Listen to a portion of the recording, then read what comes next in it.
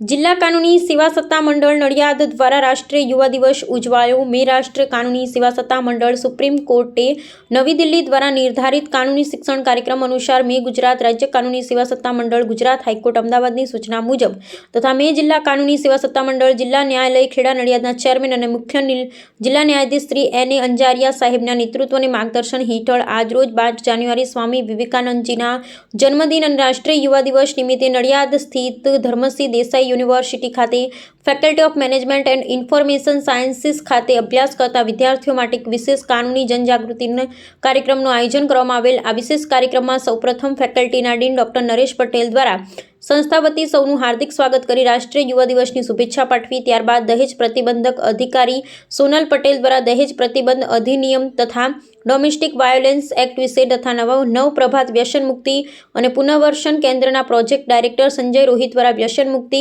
તથા તેને લગતી સારવાર વિશે વિસ્તૃત માહિતી આપી હતી। કાર્યક્રમના અધ્યક્ષ એવા જિલ્લા કાનૂની સેવા સત્તા મંડળ જિલ્લા ન્યાયાલય નડિયાદના full time secretary senior civil જજ કેડર શ્રી D.B. જોશી સાહેબ દ્વારા POCSO act, juvenile justice act, child helpline 1098, કાનૂની સહાય હેલ્પલાઇન 15100, મહિલા અભયમ 181, બાલ વિવાહ મુક્ત ભારત અભિયાન, સાયબર સિક્યુરિટી, કામકાજની સ્થળે થતી મહિલાઓની જાતીય સતામણી સામે રક્ષણ આપતો કાયદો, મહિલા બાળકોને લગતા અન્ય વિવિધ કાયદાઓ, લોક અદાલત, રાષ્ટ્રીય કાનૂની સેવા સત્તા મંડળની વિવિધ કાનૂની અને સરકારશ્રીની કલ્યાણકારી યોજનાઓ માટે સહાયરૂપ યોજનાઓ વિશે વિસ્તૃત માહિતી અને સમજ આપીને વિદ્યાર્થીઓને રાષ્ટ્રીય યુવા દિવસ નિમિત્તે ઉજ્જવળ ભવિષ્ય અને કારકિર્દી માટે શુભેચ્છાઓ પાઠવી હતી। કાર્યક્રમના અંતે ઉપસ્થિત રહેલા સૌને વ્યસન મુક્તિ, બાલ વિવાહ મુક્ત ભારત તથા દહેજ પ્રતિબંધ વિશે સામૂહિક શપથ લેવડાવવામાં આવી હતી। આજના કાર્યક્રમમાં યુનિવર્સિટીના રજિસ્ટ્રાર પો M.R. ભાવસર, BCA ડિપાર્ટમેન્ટના હેડ પ્રો C.P. પટેલ સહિત સૌ ફેકલ્ટી મેમ્બર અને વિદ્યાર્થી મોટી સંખ્યામાં ઉપસ્થિત રહ્યા હતા।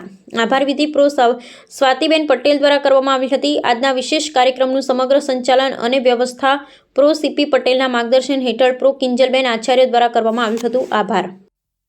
જી સર, આજે શેનું આયોજન કરવામાં આવ્યું છે?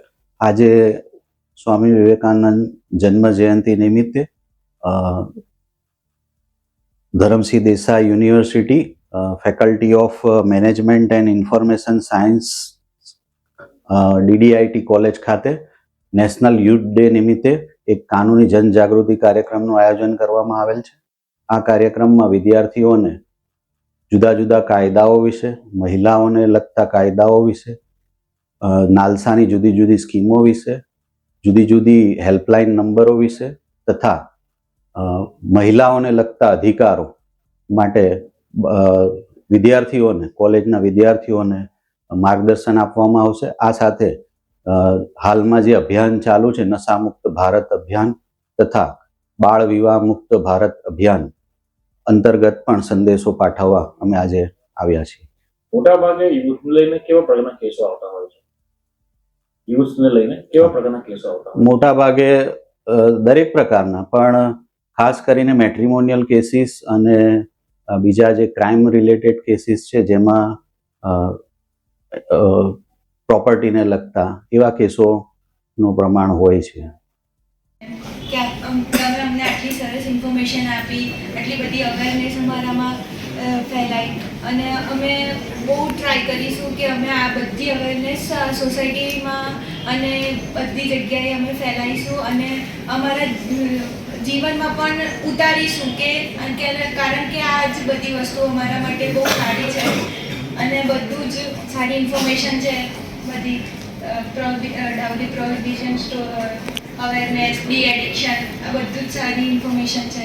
તો અમે બહુ ટ્રાય કરીશું, પણ તો પ્રયત્ન કરીશું। Awareness about this topic. Actually, અત્યાર સુધી એડિક્શન વિશે તો મને તંબાકુ, ડ્રગ્સ એટલું જ ખબર હતી। આજે ઘણા બધા પ્રકાર જાણવા મળ્યા કે આટલા બધા પ્રકારના એડિક્શન હોઈ શકે છે। અને સેકન્ડ કે મેડમે જેમ સમજાવ્યું કે સ્ત્રીઓ માટે આટલા બધા કાયદા રાખેલા છે કે જેથી એમને મદદ થઈ શકે છે અને પોક્સો એક્ટ વિશે પણ ઘણું જાણવા મળ્યું છે। Thank you sir.